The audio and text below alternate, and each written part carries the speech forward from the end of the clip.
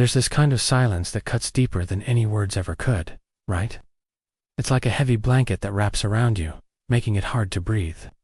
This silence belongs to someone who's been pushed to their limit and has finally decided to stop fighting. It's not that they've found peace or acceptance. It's more like they've just run out of steam. Imagine feeling so tired. Tired of constantly feeling misunderstood, like your words just float away into the void. You've tried explaining yourself to people who seem to only listen to respond, not to actually get what you're saying. It's exhausting, isn't it? So eventually you just stop talking. And that's when the world starts labeling you as calm, mature, or peaceful. But here's the kicker.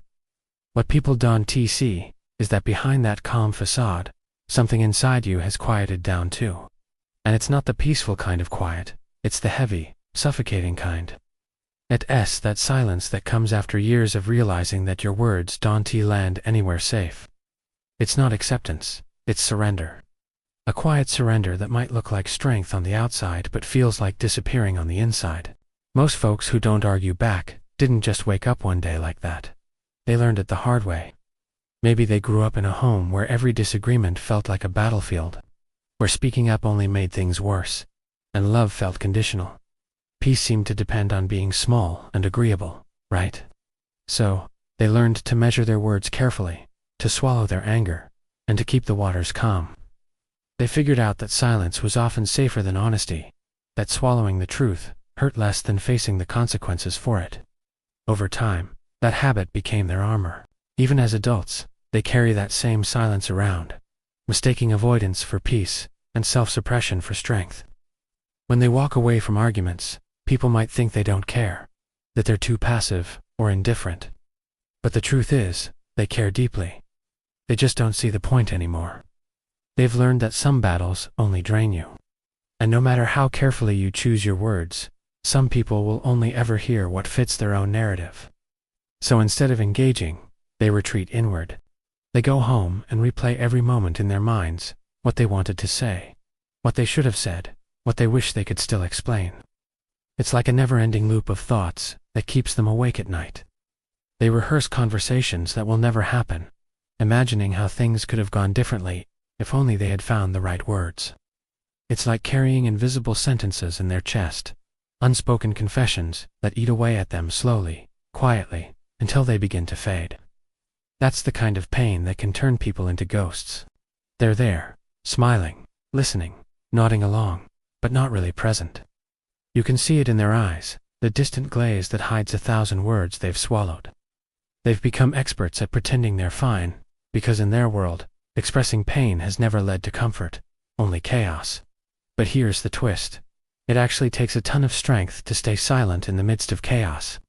To hold on to your peace when every part of you is screaming to be heard. It's not weakness, it's control.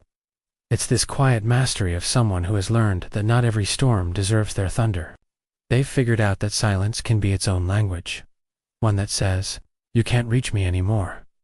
Their calmness isn't always about being numb. Sometimes, it's wisdom earned from surviving too many emotional battles. But even that strength can lead to isolation. When silence becomes a habit, it starts to replace connection. They forget what it feels like to be heard and begin to believe they never will be. So they keep their feelings locked away, tidy, invisible, untouched. And the world keeps praising their composure, never realizing it's built on sheer exhaustion. So, the next time you come across someone who doesn't argue back, don't mistake their quiet for indifference. It's not that they don't feel, it's that they've already felt way too much. They've reached a point where words have lost their purpose, where silence feels like the safer option than hope. So, they protect their peace, the only way they know how, by walking away quietly, carrying all the words they'll never say. It's like they're trapped in a bubble of their own thoughts, longing to express themselves, but feeling too worn out to try. Sometimes silence isn't peace. It's survival. It's that silent scream for help that no one can hear. You know, it's like the saying goes. Some hearts break quietly. And it's in that quiet heartbreak where so many people find themselves lost, wishing for a way to break free from the chains of their silence. Think about it. How many times have you seen someone nodding along, smiling, but you can just tell there's a storm brewing inside?